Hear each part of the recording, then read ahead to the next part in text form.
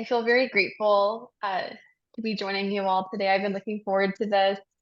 I still speak violin, so I work with children of all ages, and I do think about myself too when I was a child learning the violin a lot of times when I'm teaching. And so this is something just dear to my heart. And uh, actually, if you don't mind, I was curious, maybe over the next hour, I always love to hear what songs or pieces really move you.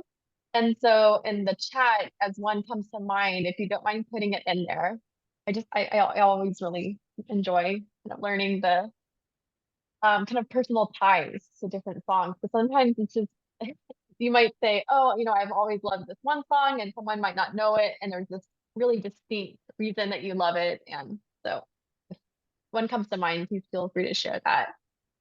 Okay.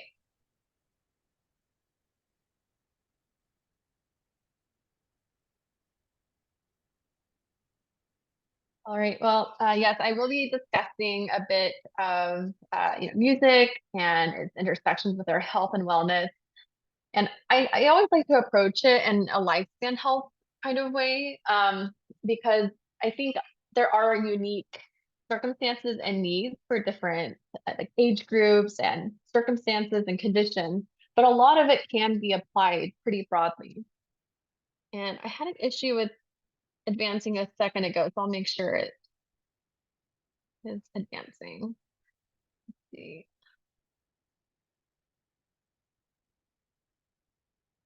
Can you see my second slide yet?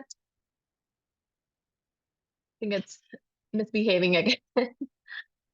Uh, well, I'll start talking. You might catch up. Okay. I think it's happening. Yeah, maybe that was the person earlier, but I'll go ahead and start talking. So, music is commonly referred to as a universal language, and it has unique aspects that make it very enjoyable for musicians, audience members, casual listeners, and researchers now. And music can be broken down into sound, which is the vibration of air molecules, but we know that it is so much more than that. Many people have experiences, memories, and connections to music, making it super relevant and personal. You may recall a time when a song or piece, even if just a few seconds of it, immediately transported you to a specific time in your life, or even a specific moment in your life. And so, in my experiences in the hospital setting, community, concert hall, and with family members, I continually witness the way that music can unlock stored memories, remind people of certain relationships or periods of growth, or act as a source of catharsis and healing and perhaps introspection. So, what is clear is that all societies engage in music, whether as part of formal rituals or more casual pleasure and enjoyment. All cultures have songs and all have musical instruments. How music fits into rituals and practices of life also differs, however, among societies. Elements of music, including melody, rhythm, range, and pitch, are expressed in differing styles around the world, and yet our draw towards it is this shared phenomenon. And so today, like Jen mentioned, I will be discussing music and brain health, emotions, its overall implications, and then specifically its impact on children. And it might just slowly go. So I'll just do the same. I'll keep talking and then it'll catch up. So I thought we could start with a broader overview of music's intersections with our health, with these five main points of music's ability to stimulate, nourish, and engage us. So it can improve our sense of well-being, reduce stress, facilitate social connections, improve balance, and boost the immune system. Music engages us physically and emotionally. The right song may prompt you to move, tap your toes, snap your fingers. It might inspire you to hum or sing or get up and dance. Music can reignite and spark memories from many years in the past, bringing back sights, smells, and feelings from the very first time we may have heard the song or piece. Science has shown that music can stimulate different areas of the brain, which influence how we experience music and our thoughts and feelings. Researchers have also developed evidence that music activates different parts of the brain, to operate in sync, enhancing our auditory and perceived experiences. And from a risk benefit perspective, music can help us achieve these health benefits without some of the negative or compromising effects that are sometimes associated with pharmacological means. So, in addition to providing fun and pleasure and connection, and just these very intrinsically human experiences, music has the advantage of being a safe and inexpensive health booster. There's still more research needed to be done to close gaps in our knowledge and understanding. And there is widespread agreement that music-related activities have many benefits and show significant potential to support brain health as people age. Can you still not see the third slide? No, we're still on the second slide. Oh, now we're on overview of music and our health. Okay. It's scaring me. I have no idea what it's doing. Okay. Well, I think these are the main points that I was just reviewing.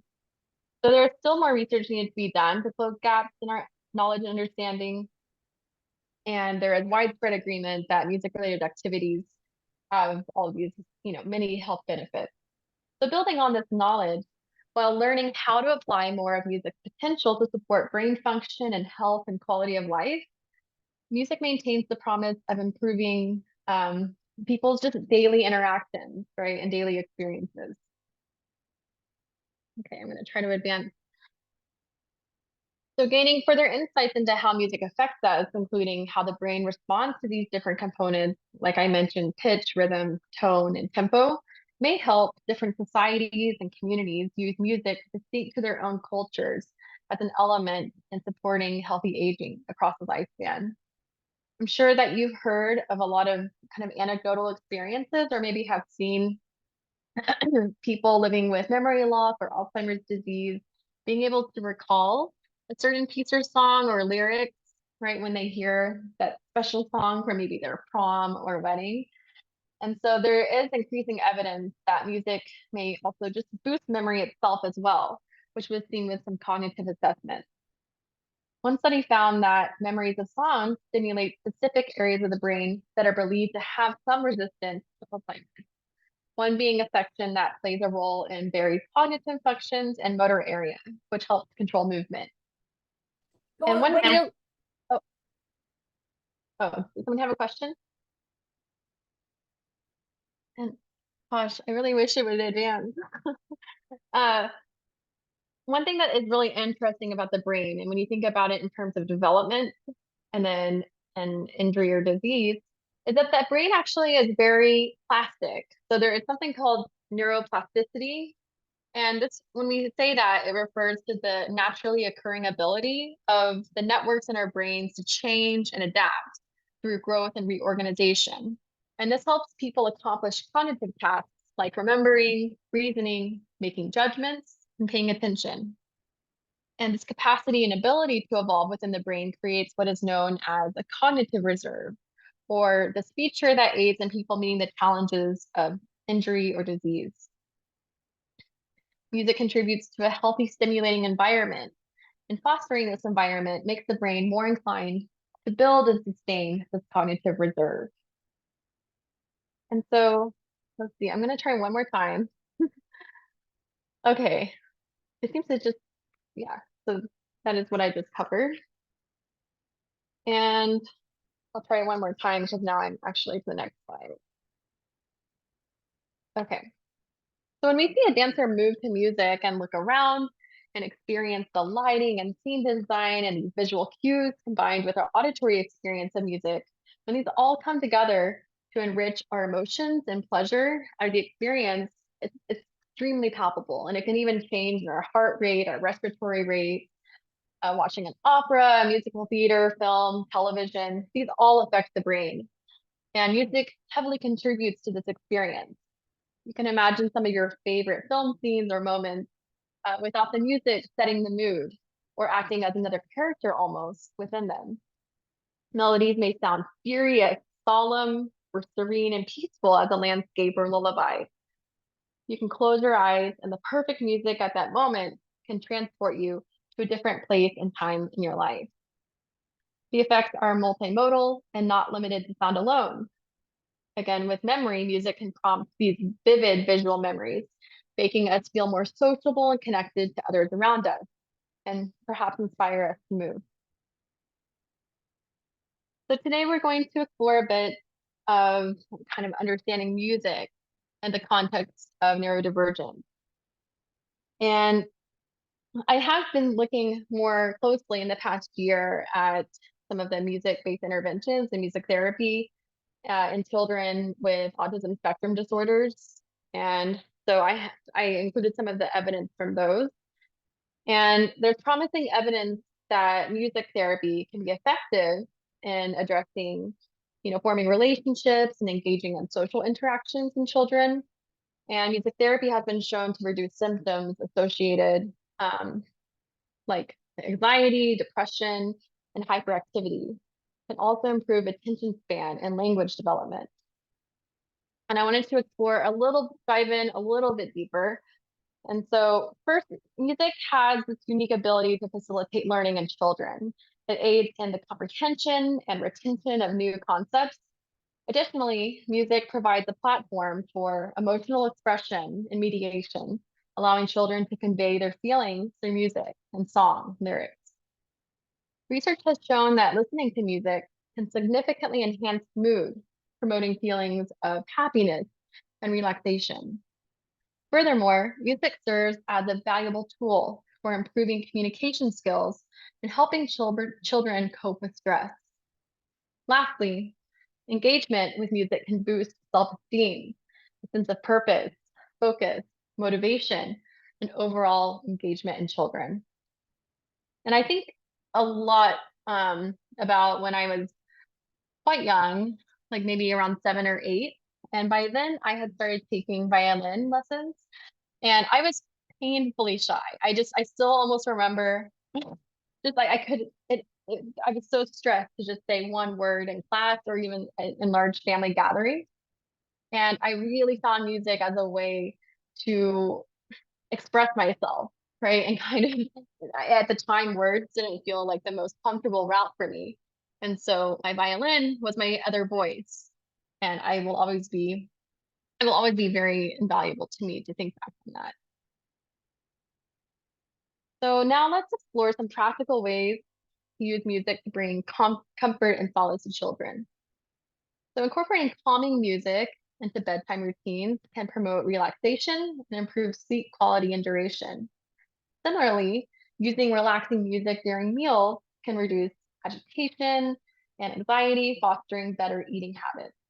I don't know if you've ever noticed, but in restaurants sometimes as they're closing or like, they want people to hurry up, you might notice that the music gets louder and the tempo is faster. And they're hoping that can kind of help people start to speed eat. And so it's kind of the similar idea, but in the positive direction of thinking about comfort and peace and, calming any kind of agitation that might be occurring. And so music can also serve as a powerful teaching tool, enhancing social skills and communication abilities in children. And by encouraging interaction through music, we provide these opportunities for conversation practice and social engagement. Learning to play an instrument too, such as the piano or drums, or even just singing, right? We do sometimes have this issue in the music world of this idea of high art, right? Like, oh, well, since I can't sing as well as X, then I might as well not do it. But there's so much that we can do um, to create music, like even just to whistle or to dance to music that is meaningful for us and it's expressive. And so there's no reason that everyone can't participate in it. And now we will focus on the powerful role of music in supporting children with diverse needs and abilities.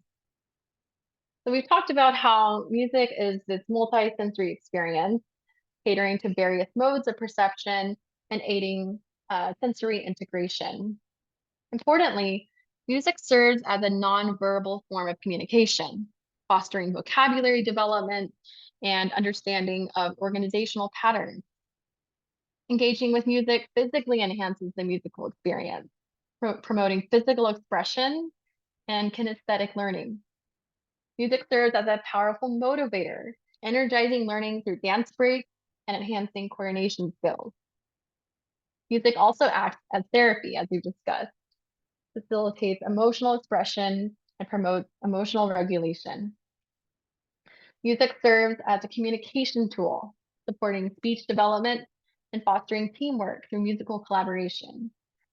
Lastly, music serves as a unifying force, fostering empathy, connection among diverse groups of children through shared musical experiences. And I'd like to pause for a second, and I'd be curious if you don't mind sharing, if there has been a time where you noticed that turning on a certain song, or if it just came on the television or radio, if it immediately changed, how you felt or how your children seemed to feel. And I didn't know if anyone would want to share an experience of that. My son never liked music, just any type of music that he would hear in the background, he would be very irritated with. But when he started playing the piano, that became kind of a very different experience for him, and I don't know why. Yeah. Hmm. So it seemed to be all types of music and like all registers and so forth that really just Pretty much, yeah. When he irked was him? very, very young, he never liked the sound of music. Hmm. But then, as he was getting older and started playing the actual piano, it became very different. Yeah. I think it has something to do with the perception, the receptors in kids. Say if they are neurodiverse kids, they Hmm. they have very different abilities, as you were talking about it earlier. Yeah, for perception of music, and sometimes it's really not working well. At least that's the way it was for my son. Hmm. Yeah. Well, there's so much of a push now, which I'm grateful for in the research around music, that we have to make sure it's tailored properly. Like having a music therapist enter someone's room, let's say at the hospital, and they bring in, let's say, a guitar, and they sing something to them. If it's just not a kind of music, right? Or they weren't really hoping to be calm per se, like maybe they wanted to hear something that made them feel like themselves. Like sometimes you'll hear that people want to hear something that makes them feel nostalgic. And like my mom, I think about her a lot with this because she had breast cancer when I was in high school, and she's in remission now. But of course, that was a huge uh, period of growth for me. And then with that happening too, a lot of it's pretty cemented into my memory. And I remember her telling me that before her chemotherapy appointments, she had this playlist of things, of songs that made her feel stronger, right? And that's a totally different thing than someone trying to calm you. And it's something that she curated herself. And so she remembers feeling like she could not go to the appointment that day, right? Like she woke up, she had dread, and she knew she did have to go, but it felt like, of course, the last thing she wanted to do. And she felt very weak, and she just felt very, just kind of emotionally and physically demolished. So she would reach for this playlist and listen and start to feel kind of stronger almost. Like she kind of felt like there was this physical, stronger self that came out from that. And so it shows how much that music effects are not just within our mind, right? But then again, the power of the mind over the body is very powerful. And so there's just so many different ways, like physiologically and almost on a cellular level, that music seems to tap into something into us as humans. So thank you for sharing that. And I do have to ask, what is he working on the piano? Basically classical music. Hmm. A little bit of rock as well. Oh, Interesting. nice. That's, yeah, that's, like, playing really, really funny, interesting things. Yeah, and he is very much into it now, and I find it really, really interesting how things are. And he went through these types of things with a lot of different activities as well. He was Hmm. not really happy taking a shower, Hmm. but he loved swimming in a swimming pool so much. So Mm. it's just, Hmm. yeah. Yeah, there's just so much room that we still have just in society and in research for the role of context, right, to all of these aspects. So I can go ahead and keep going, but if I know I left a lot of room for discussion because I figured there would be some questions and maybe some comments or things you wanted to share. So I always think it's really important to discuss how we can meaningfully and intentionally incorporate more music into our lives. Because the thing is, music is so ubiquitous, and sometimes it's not necessarily highly valued or respected societally, even though everyone, well, I should say almost everyone could immediately name like their favorite artist or musician. Um, Sometimes when it comes to someone being, let's say, a music major, they get like flack from their family on like, oh, what are you going to do with that? Or, kind of some cliche comments like that. And so music as an intervention is now more sharply in focus because of what used to just feel like anecdotal experiences of people, let's say, living with dementia and their eyes lighting up, or like the nursing home staff has never heard someone speak, and yet they start singing the lyrics to Over the Rainbow. And so we see how there is this burgeoning evidence base for improving cognition, quality of life, and more broadly, contributing towards societal cohesion, which is something we're striving for. And so I do have this list. I really view this as like open to all ages, kind of recommendations. And I tried to make them very simple too, because I think sometimes we can overcomplicate. So it's simple, but at the same time, it's intentional. Like these are specific things you can do to incorporate it more into your children's lives and just the family unit at large. Okay, so first one is very simple. Just selecting, even if it's a new piece, maybe, or song, listen to one new song or piece a day. uh, Taking a few minutes, even just to turn on the radio and have it kind of be a jukebox for you. But just if you can think of a song that you thought, you know what, there was this one Celine Dion song or something that I haven't listened to in the longest time. Why don't I dig that up on YouTube? Just taking 2 minutes where you're just listening to music. It's not background music. It's not like you're not cleaning or something, reading while you're doing it. You're just listening and perhaps with your eyes closed. Next, dance, sing, or move to music. These activities not only provide physical exercise, but can just alleviate stress. They can build social connections if you're dancing with others, and are just fun ways to stimulate your brain. Because dancing to music involves the combining of auditory and motor functions. Moving to music requires coordination of multiple brain regions, including the brain's reward center. And so this synergy across the widely distributed neural network for music and dance not only feels good, but is really nourishing for your brain. Third, I like this term. I kind of coined it, but I think it's possible other people say it. So I think of musical comfort food, the music that you reach to and you have a good feeling of, how it will make you feel. And sometimes sad songs are cathartic, right? It's not necessarily that we're always reaching for a really happy, peppy song. Enjoying listening to familiar music that comforts you and evokes positive memories and associations is pretty popular.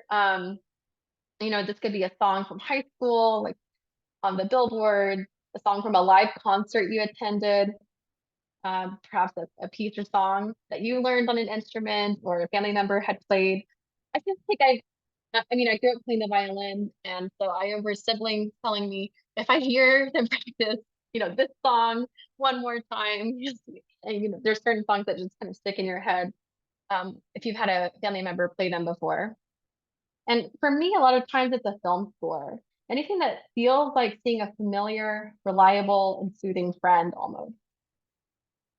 Okay, explore new music, and I alluded to this. Try an alternative, try listening to new music. While listening to music that you know and like tends to cause the strongest brain response and dopamine release, unfamiliar melodies can stimulate your brain in kind of in a more significant way, while providing a new source of pleasure as you get used to hearing them. And this can also be new instruments you don't normally listen to, or a different style of music, different genre. And fifth, listen to music to encourage yourself to exercise. I do this quite a lot. Like for me, music can just provide that extra boost and help encourage me to move my body, perhaps walk a little bit faster, or even just get me to start the workout. And it can quicken the clearance of lactic acid buildup during recovery from vigorous exercise as well. So a nice cool down song. And I always like to mention ear health, no matter what age. Um, we there are so many stigmas that we have just around any kind of medical condition. A lot of my research is in ageism, and of course, ageism goes it's omnidirectional. So younger adults, older adults could have it. But one thing I do see is that hearing loss is really not addressed that much, or it's something that is serious and affects your quality of life, and yet it's not really taken seriously a lot. So this is a little PSA as we're talking about music. To if you do notice any kind of changes in your hearing, or just reminding yourself or your children to check the volume level through AirPods or any kind of headphone is really important. All right. And then also make music yourself. Music making can include both singing, playing an instrument. You don't have to be a musician to create music. Learning to play a musical instrument is an option, but again, I mentioned this earlier, singing, tapping. I don't know if you've seen drum circles before. Sometimes in some of the nursing homes now, they'll even use just kind of objects that are around that um, uh, and using their hands to tap onto I think I've seen trash cans even. So just anything that can be hollow and create this kind of resonant sound can be used. And then try making music with other people. I think, of course, again, singing is probably the simplest way to do that. Um, just listening to music with others, playing for someone. So I heard of someone the other day, and they wanted to take their flute over to someone's house and just kind of play for them. And the person, they were with a friend, and they themselves were not a quote unquote musician, but they happened to realize that the music was referring to this one poem. And so they looked up the poem together, and then the friend was kind of reciting the poem, and they were playing the music, and it was just kind of like all of these different art forms coming together. And so when we can just make music or listen to music with other people, I think it really enhances our ability for creativity and provides that satisfying sense of, um, of accomplishment and meaning making together. And also create pleasant new or strengthened bonds with your fellow performers.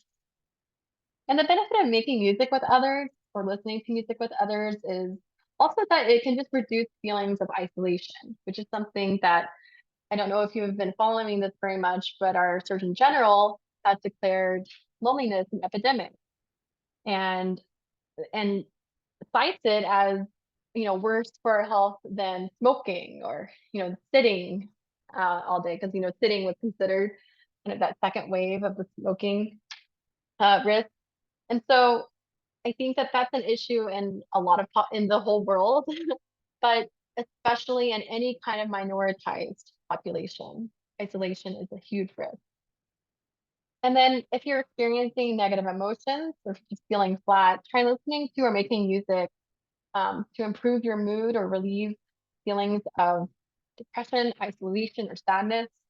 Consider using music to encourage mindfulness and minimize or turn down the volume on negative thinking. Music is often used as part of cognitive behavioral therapy. You'll hear it referred to as CBT a lot. as a technique to help improve your mood, anxiety, and depression. And then lastly, music can be informal, and it can be as informal as you want, personalized to what you need and want.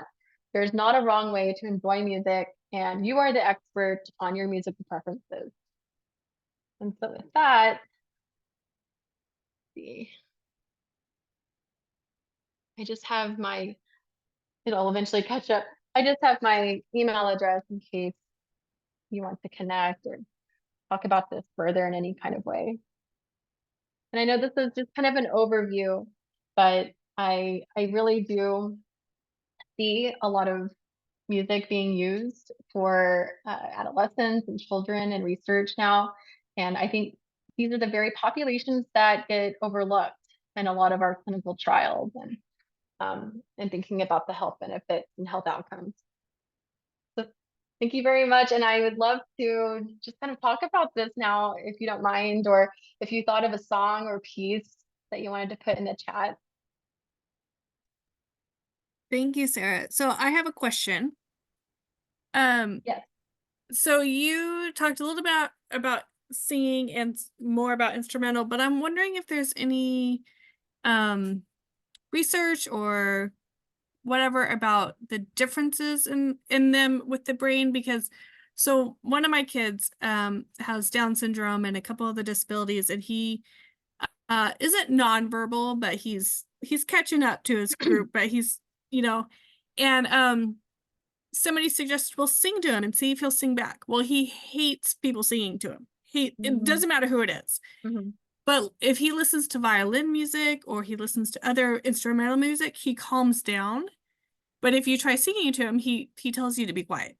And I was just wondering, that always, I don't know if confused me, just intrigued me. I was wondering if there's any research that shows one is better than the other or different than the other.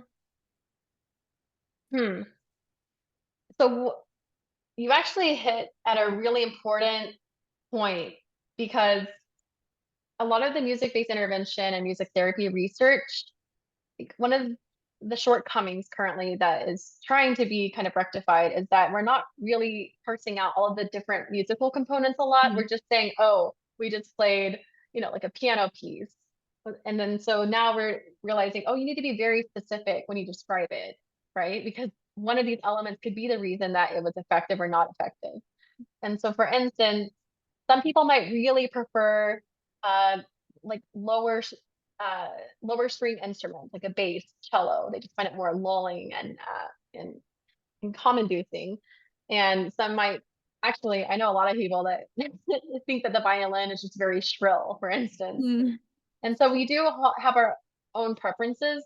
And a lot of it too is, I think, our exposure. And there might have been a particular song or piece at a certain time in our life that just, like, when we hear like a flute, for instance, if it was used in a certain way and we loved it, then we loved the flute later. Or it was used in a certain way and it just did not resonate and it was like maybe even painful to listen to, then we just kind of develop this yeah, we don't want to listen to that. So I think that is something that could be something to be pointed to. I think when you talk about someone singing to him, I'm just curious, did you feel like you tried like fast songs, slow songs, familiar songs, It's just higher whatever register? it's just whatever we are, it could be a lullaby, it could be just a song, or even just singing, like trying to communicate to him in song, but not necessarily a specific song. You're just, singing words. And it doesn't matter who it is. Like my mom has a great voice, but she won't, but he tells her to be quiet. I don't have a good voice and he tells me to be quiet. So it doesn't, we haven't tried like really fast songs or, that kind of stuff, but I would have thought that he would like the slow songs because of the violin music he was listening to was actually the 5th grade class. And at one day he like it brought a tear to his eye, and so it really seems to move him, but singing is off the table. I guess the human voice is just not his preferred medium, Yeah. you know. That's really Interesting. interesting. Okay. And Thank you. even so, if it were a song like that someone didn't sing live to him, like he just heard it on a CD. Um, we listen to the radio a lot in the car and he tolerates it, but I don't think he would prefer it. Mm-hmm. Yeah. Mm-hmm. Something in the chat. Let's see.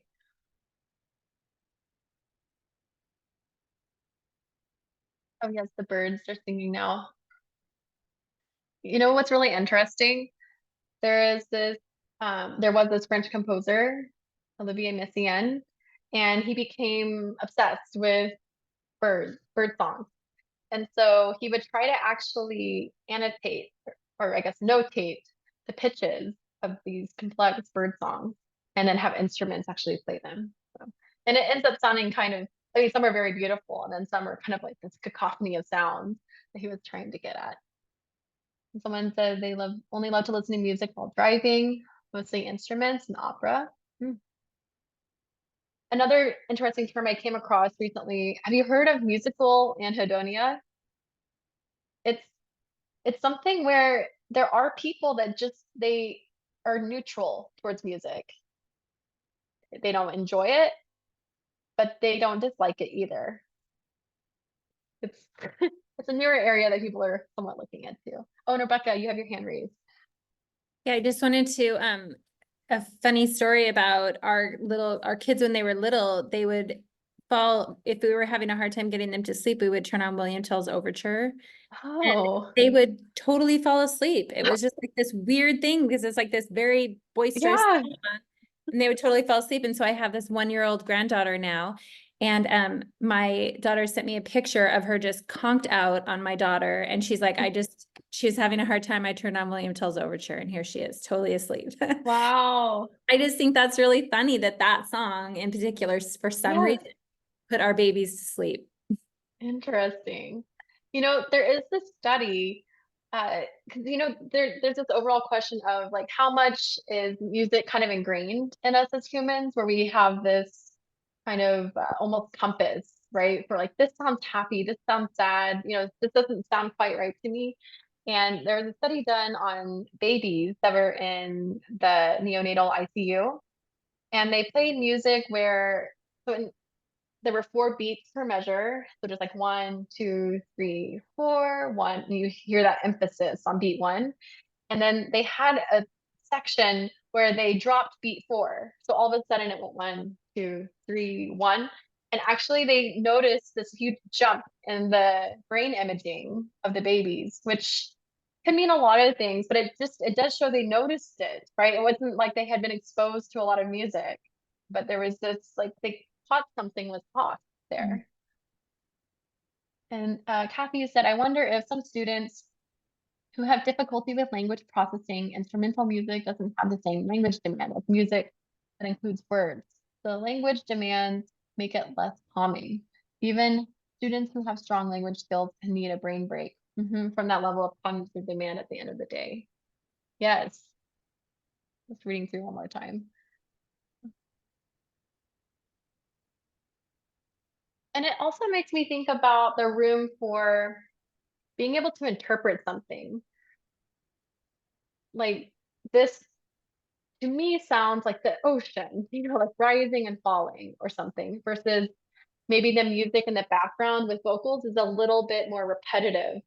And the lyrics are telling you exactly what they want you to hear, right? And the music is supposed to support that. And so even though in a way you could argue that music that kind of forces you to come up with your own kind of interpretation of it could be more cognitively taxing. Um, I wonder if it's almost like this layering effect too, right? When we add lyrics, where you're having, I find because I started playing the violin so young, a lot of songs, I don't actually remember the lyrics, but I know the music really well. Like I can tell you what the cello is doing, or like, you know, the strings at this particular point, you know, are in conversation with the piano, but I can't tell you what that lyric is, even though I've heard it so many times. So we kind of zero in on different things.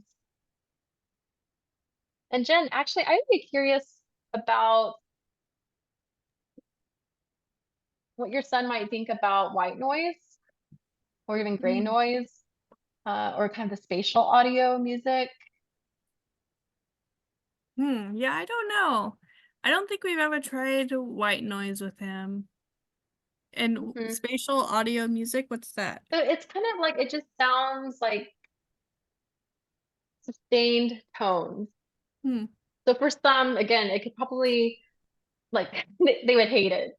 It would not sound like anything beautiful to them, or interesting, just too repetitive. But for some people, it could actually, that repetition would be something that would draw them in. Hmm.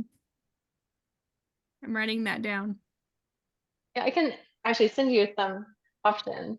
Maybe he Okay, could listen and see what he thinks. that'd be great. Are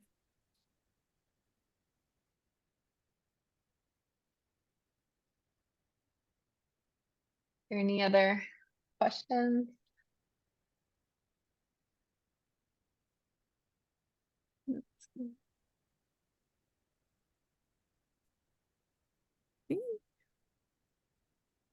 I'd love to be disciplined enough to do your music and you thing every day, you know, that everyday thing, do the every day, do this. That Mhm. that slide that you had. That sounds Oh, great. like a good idea.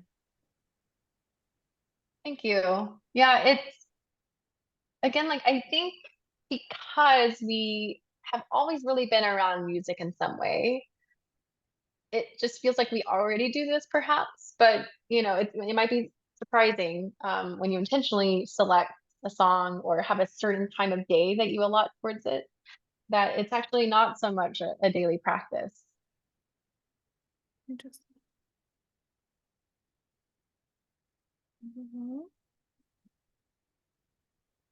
Well, there's no more questions. Thank you so much, Sarah. I found that interesting again. Both the one that I heard before and this one just got me thinking. So, thank you very much Yeah, for thank you coming so through. much. I'm really grateful to be able to join you all.